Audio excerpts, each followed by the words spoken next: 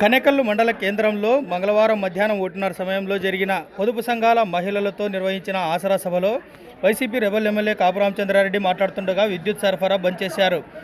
దీంతో ఆయన మాట్లాడుతున్న మైక్ పనిచేయకుండా పోయింది. ఈ సంఘటన వేదిక మీదే చోటు చేసుకుంది.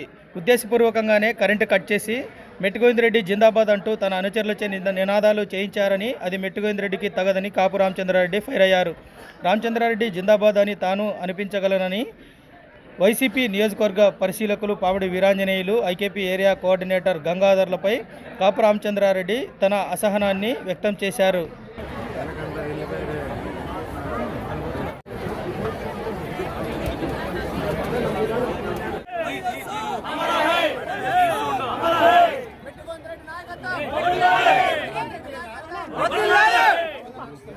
ప్రోగ్రామ్స్ ఇంకా 3 ఉన్నాయి. వెళ్ళిపోవడం కష్టమైంది చెప్తున్నాను. కరెంట్ ఎట్లా కట్ చేస్తారా మీరు?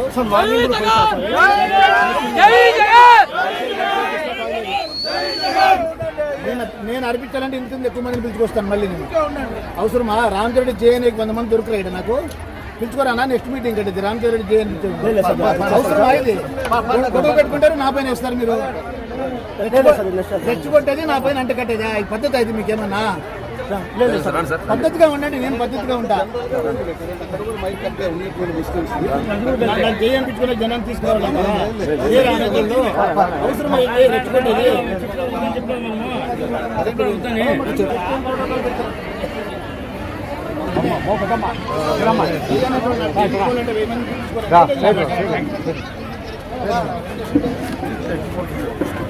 కరెంట్ ఆఫ్ చేస్తారు.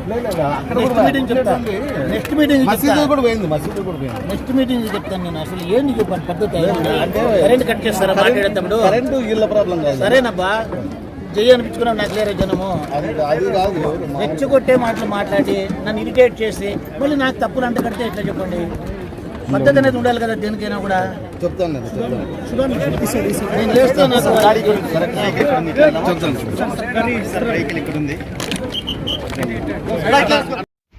Thanks for watching this video. ఈ వీడియో మీకు నచ్చినట్లయితే లైక్ చేయండి, షేర్ చేయండి, సబ్స్క్రైబ్ చేసుకోండి. మన రాయదుర్గం ఆర్డీజీ న్యూస్. మా లేటెస్ట్ న్యూస్ అప్డేట్స్ కోసం నోటిఫికేషన్లు రావడానికి బెల్ బటన్ని యాక్టివేషన్ చేసుకోండి.